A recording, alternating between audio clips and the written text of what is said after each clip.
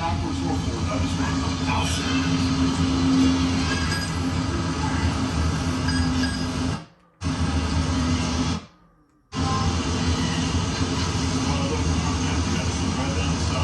Not steering. Better ahead than steering. Yeah, I'm barely moving. Barely.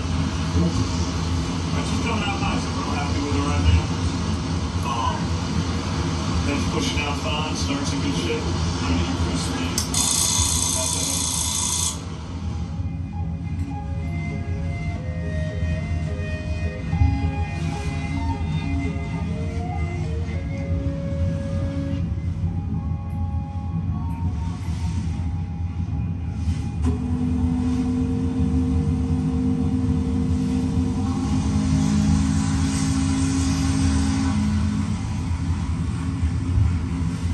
Mississippi, America's great inland waterway. Since the 1800s, her fast currents and shifting channels have challenged generations of steamboat pilots. Since that time, the people who work this fast-flowing river have developed a system of navigation that is still in use today. The Mississippi River is going to sort out who makes it as a pilot. Between the high water, the low water, the logs, as you've seen on this trip, the fog, you have to be able to navigate in all conditions.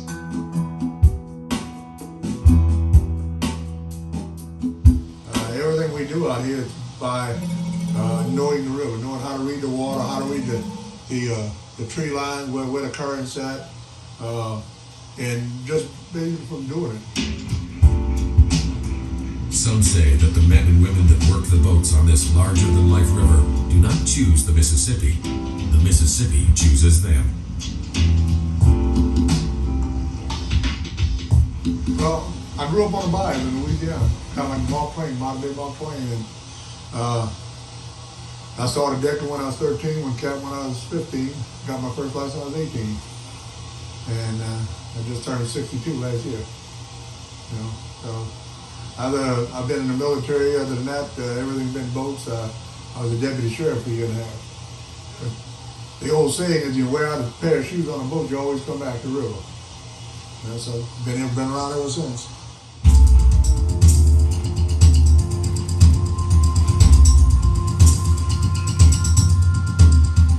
Navigating this ever-changing and temperamental river is not something you can easily learn from a book.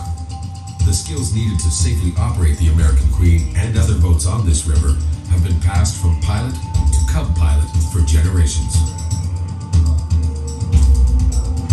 It isn't so simple, you know. So, you know, the experienced pilots, they show you all the tricks of the trade, you know. Where's the slack water so you can make better time when you're going upriver. You know, when you're coming downriver, the current's pushing you into what they call the bends, trying to put you on the bank. So they teach you all the tricks of the trade. And there's a lot to it, you know. Without the pilots teaching you, you're in big trouble if you don't have them here.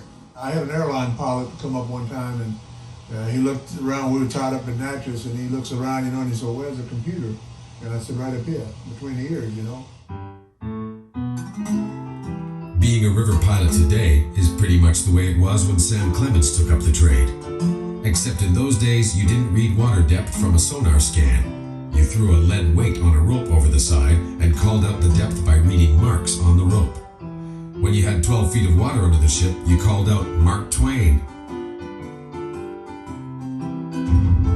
Years later, Sam Clements, the river pilot, would remember those days on the river and become Mark Twain, the writer and legendary American humorist. To become a river pilot licensed by the Coast Guard today, every bend and twist, every mud bank and sandbar, every shore marker and beacon has to be memorized over no less than 20 trips.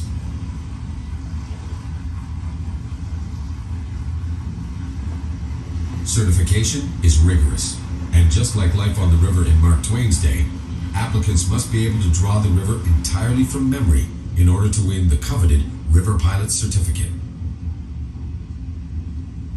Every turn, every bend, every light, every dock. Dike, the high line, because you got to put all that under the sub-cable crossing, gas pipelines under the bottom. You know, every aerial crossing, bridge, underwater crossing, you have to draw the entire section of the river that you want to get licensed for. And when I'm drawing, I get myself psyched up. I can draw anywhere from 50 to 100 miles a day. You know, I'll do like 2 in the morning, 2 in the afternoon. You need a really good memory to do that. When I finish drawing it, they're supposed to be able to take it hand to you and you can take and navigate with it.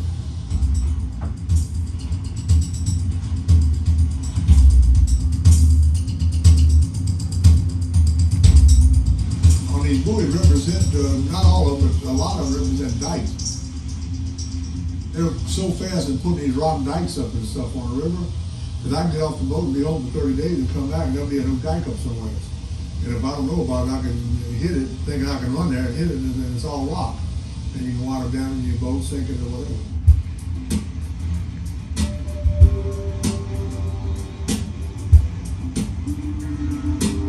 But there's one river obstruction that the